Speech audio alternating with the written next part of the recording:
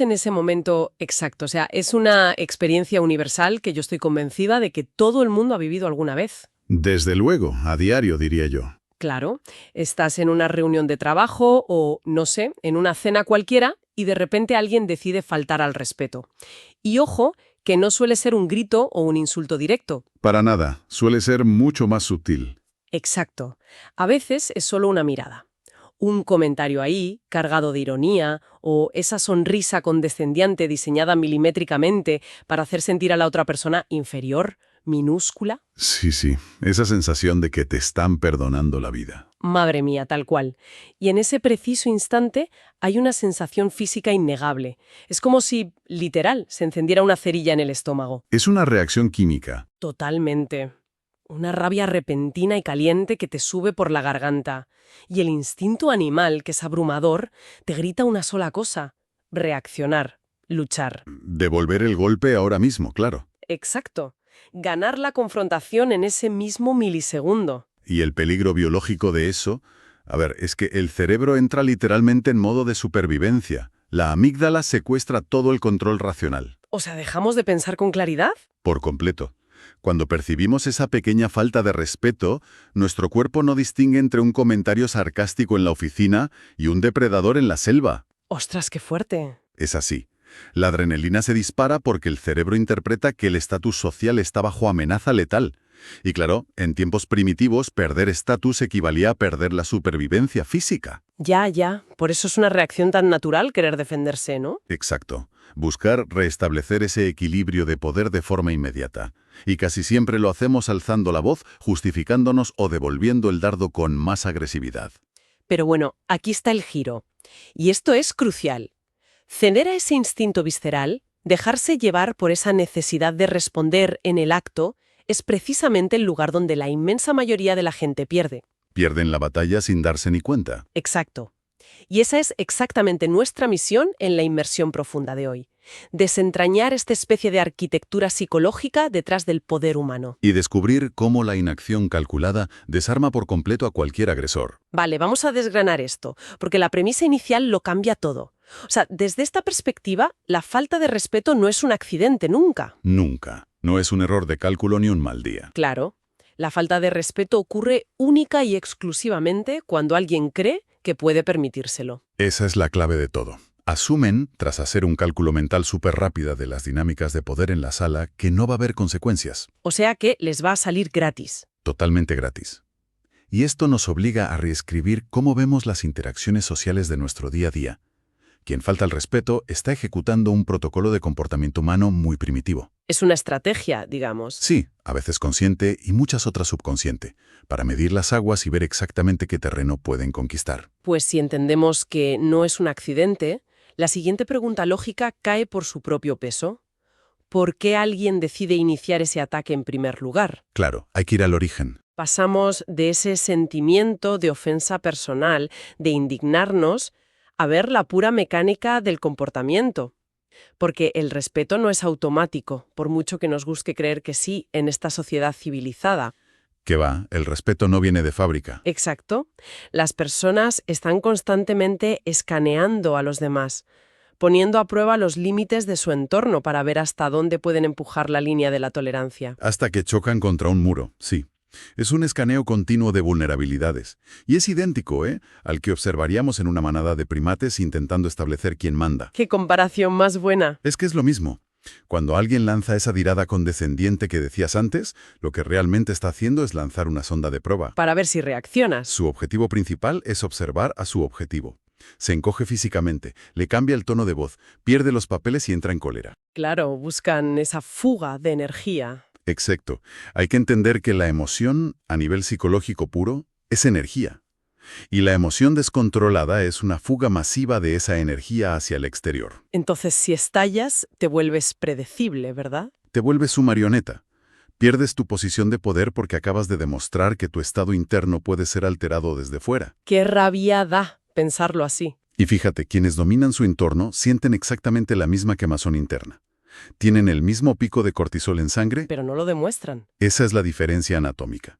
Su corteza prefrontal frena la reacción en seco. Simplemente deciden no abrir la válvula de escape. A mí me encanta esa imagen de la sonda. De hecho, si lo llevamos a un terreno más técnico, es exactamente como opera un pirata informático. Un hacker, totalmente. Claro, un hacker no intenta destruir el servidor del banco en el primer segundo. Lo que hace es lanzar pequeños ataques constantes, pequeños pings al cortafuegos. Va buscando a ciegas, sí. Exacto, busca un puerto abierto o una debilidad en la seguridad. Pues en nuestras interacciones, la falta de respeto es ese ping. Es phishing emocional puro y duro. Qué gran analogía. Y si reaccionas emocionalmente, si te enfadas o devuelves el grito, básicamente le estás enviando al hacker la contraseña de tu sistema. Le confirmas que ha encontrado el puerto abierto. O sea, le dices que a partir de ese momento tu estado de ánimo depende de los botones que él decida tocar. Es que la reacción emocional es la confirmación absoluta que el agresor estaba buscando. Al alterarte, el agresor valida su propia importancia. Claro, se sienten poderosos. Experimentan un subidón de dopamina brutal porque han comprobado que tienen la capacidad de influir en su entorno. Han pulsado un botón y tú has respondido. Como un resorte. Exacto. Y aquí es donde la dinámica se vuelve verdaderamente letal para quien ataca, si sabemos darle la vuelta. Vale, cuéntame esto, porque es la parte que más me fascina. Pues si la reacción emocional es el alimento del agresor, la estrategia defensiva más poderosa tiene que basarse en matarlo de hambre. Matarlo de hambre. Me gusta. Debemos mirar hacia la alternativa que genera una disonancia cognitiva total en el atacante. Vale, entonces, si reaccionar es entregar la contraseña, la forma de bloquear el ataque de raíz es utilizar el silencio, ¿no? Así es. Pero ojo, Sí, un silencio no entendido como quedarse mudo sin más, sino como un arma táctica. exactamente. Es que esto nos mete de lleno en una dinámica increíble de destrucción del ego de la otra persona. Es el poder absoluto de la inacción. Porque su cerebro anticipa resistencia, claro. Claro, es física y psicología básica. A toda acción le corresponde una reacción. Pero cuando esa fricción no llega, cuando se topan con un muro de silencio total, se genera algo mucho peor que la rabia. Incertidumbre. Incertidumbre.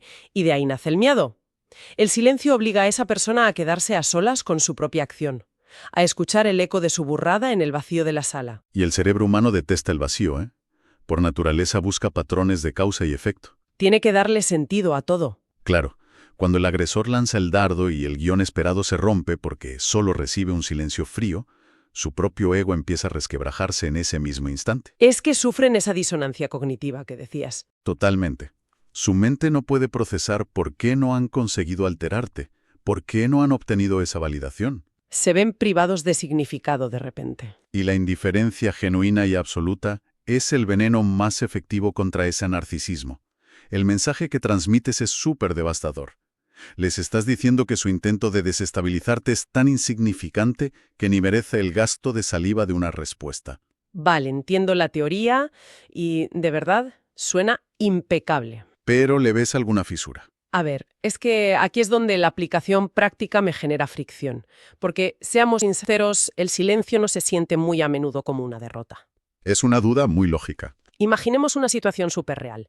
Estamos en una reunión de la oficina, con cifras importantes, y un compañero, delante de todo el mundo, suelta un comentario despectivo sobre nuestro trabajo, insinuando que somos unos novatos. Un clásico, por desgracia. Total, pues el instinto me grita que, si me quedo callada, si el silencio inunda la sala, los demás van a pensar que he aceptado la humillación, que me han pisoteado y no sé qué decir.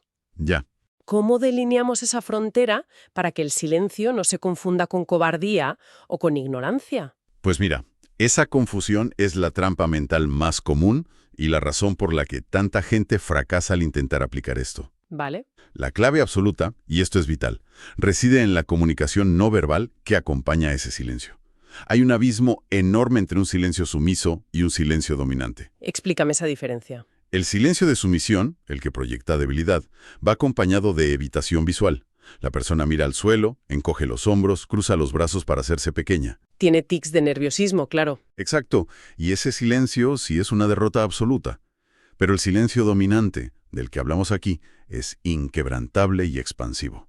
¿Expansivo en qué sentido? En que mantienes un contacto visual directo y penetrante con el agresor. Tienes una postura relajada, hombros abiertos, incluso parpadeas más lento. Es la biología física de poseer el espacio. Ostras, eso impone muchísimo. Claro, porque la inseguridad que provoca este tipo de silencio en el agresor, bajo el peso de esa mirada, es muchísimo más devastadora que cualquier grito que le puedas dar. Le quitas toda la importancia frente al resto. Al negarles la reacción mientras ocupas tu espacio firmemente, los despojas de su poder.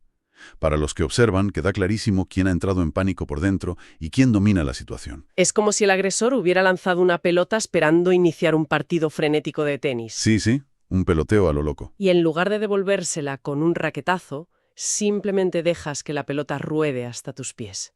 Y te quedas mirándolo fijamente sin mover un músculo. Me encanta. El juego se acaba de forma unilateral porque tú decides que se acaba. Y se quedan ahí en la pista, solos y en evidencia. Completamente expuestos. Vale, el silencio dominante gana ese asalto y apaga el fuego inmediato. Pero a ver, el instinto animal del otro no desaparece por arte de magia. Desde luego que no. ¿Cómo evitamos que esa misma persona regrese la semana que viene a intentar exactamente lo mismo? Porque aquí pasamos del momento táctico a la estrategia pura a largo plazo, ¿no? Aquí entramos en lo que podríamos definir como la venganza diferida y la construcción de tu escudo personal, que es tu reputación. Venganza diferida, suena a película. Es que esa transición requiere dominar el impulso temporal. Fíjate, las personas que sienten que su posición es frágil son las que sienten una urgencia desesperada por reaccionar al segundo. Porque dudan de su fuerza. Exacto. Tienen que demostrar que no son débiles. Pero las personas verdaderamente fuertes operan desde un nivel superior. Esperan.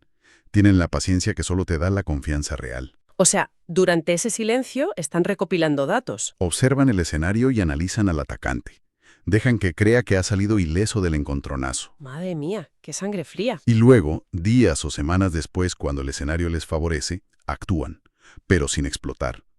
Lo hacen de forma fría, precisa y con hechos irrefutables. Para visualizar bien esta diferencia, pensemos en una analogía de juegos, que a mí me ayuda mucho. La reacción inmediata sería como jugar al balón prisionero en el colegio. Total, un caos absoluto. Alguien lanza un balonazo. El objetivo entra en pánico. Agarra cualquier pelota y la lanza a lo loco, con todas sus fuerzas, solo para desquitarse. Pura reactividad emocional. Pero la táctica del poder, esta venganza diferida de la que hablas, es como una partida de ajedrez entre dos grandes maestros. Así es. En el ajedrez, dejas que el oponente se coma un peón y ni te inmutas. No tiras el tablero por los aires, enfadada. Te quedas analizando la nueva posición. Claro, porque ves el tablero a 5 movimientos vista.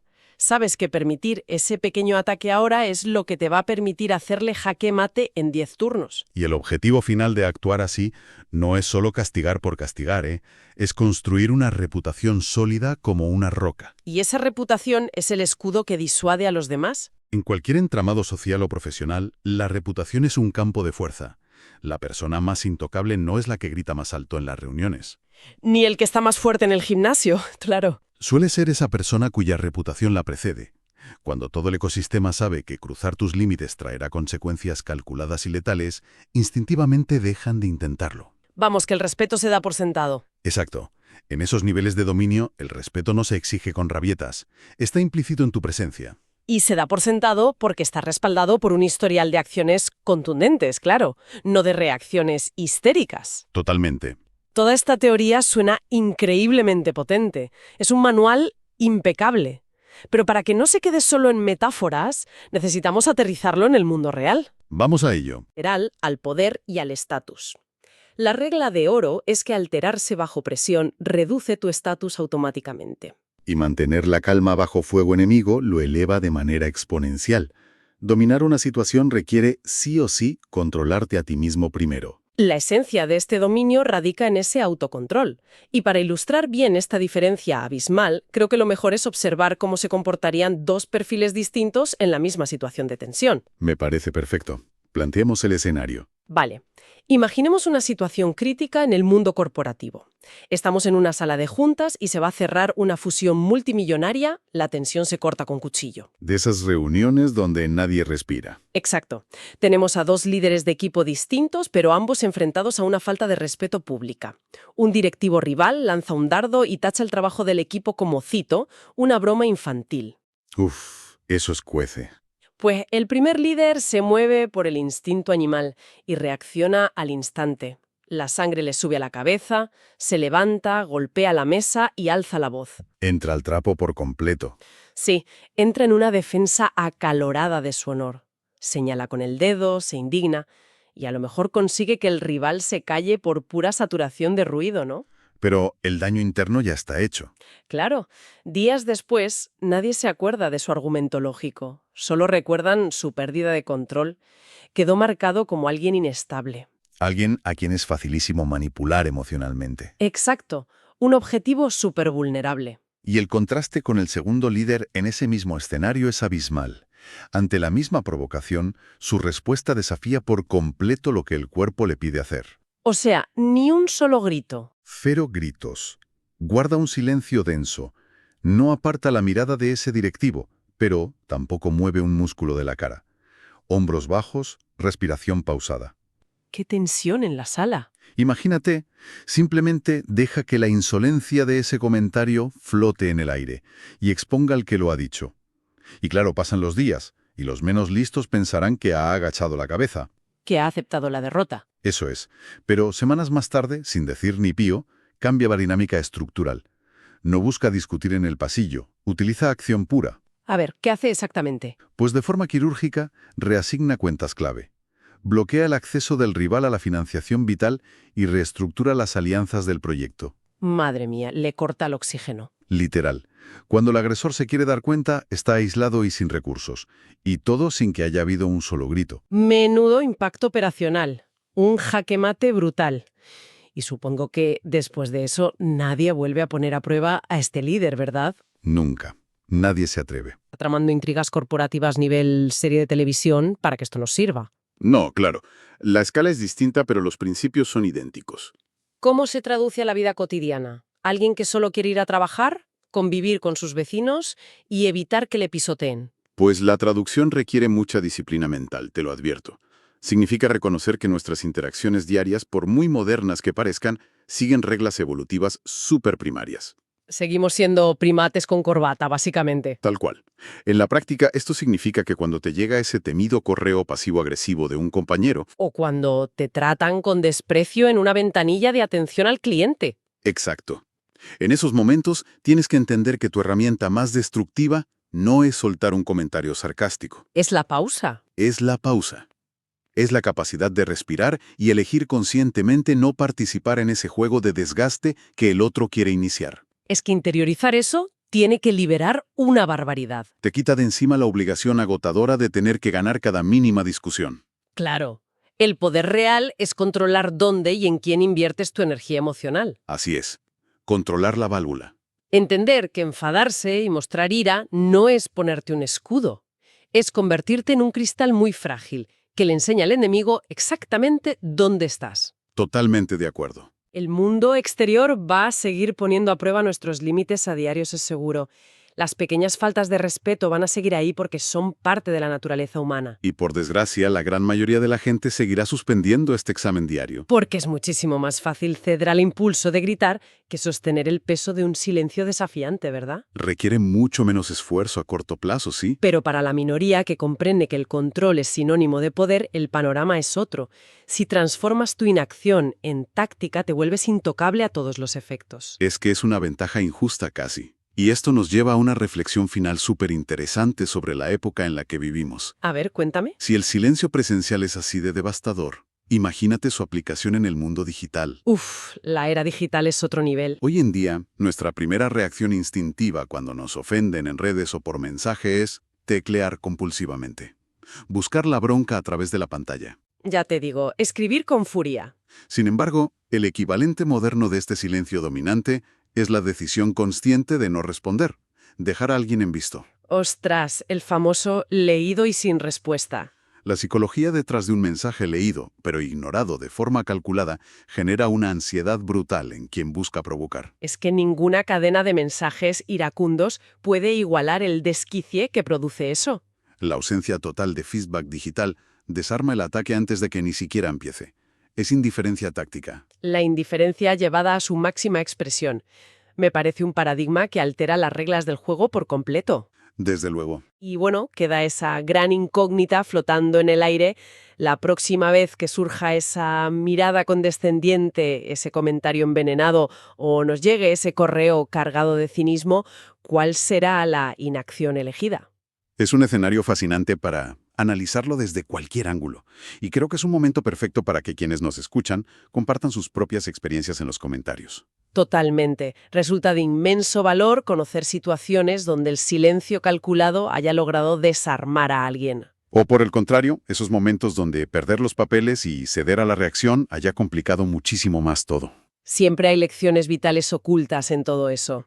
Y bueno, por supuesto, no hay que olvidar suscribirse para continuar acompañándonos en estas inmersiones profundas. Donde seguiremos desentrañando, pues, todos esos mecanismos complejos de la mente. Y las dinámicas invisibles que moldean nuestro mundo. Muchísimas gracias por estar ahí. Hasta la próxima inmersión.